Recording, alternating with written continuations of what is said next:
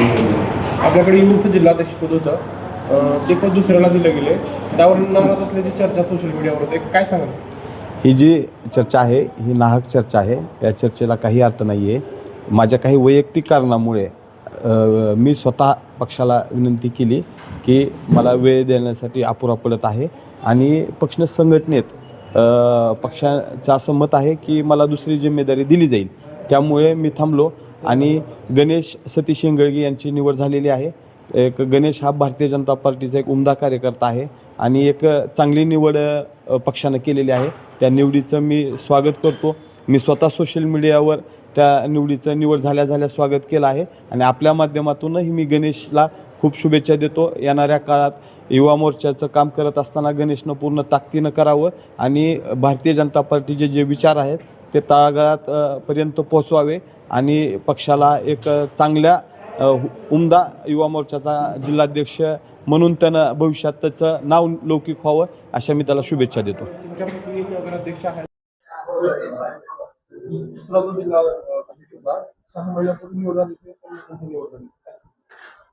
मी प्रथमतः आभार मानतो जिल्ह्याचे नेते आदरणीय राणा जगजितसिंहजी पाटील, धाराशिवचे भाजपचे नेते माननीय आमदार सुजितसिंहजी ठाकूर साहेब, आमचे जिल्हाध्यक्ष दत्ताभाऊ कुलकर्णी आणि युवकांचे आधारस्तंभ मल्हारदादा पाटील.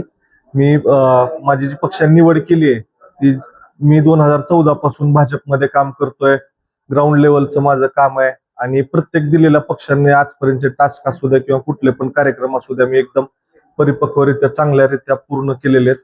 तर पक्षांनी मला असं वाटतंय की माझी कामगिरी बघून किंवा लोकांचा जनसंपर्क बघून मला ह्या पदी नियुक्ती केली आहे आणि याच्या नियुक्तीमध्ये आपले नगरसेवक आणि माझे जिल्हाध्यक्ष राहुलभाई काकडे यांची पण भूमिका चांगली होती की त्यांनी माझ्या नावाची चांगली शिफारस केली आणि त्यांनी देखील मला या पदावर येण्याचा चान्स दिला. त्याच्यामुळे मी त्यांचे पण आभार व्यक्त करतो.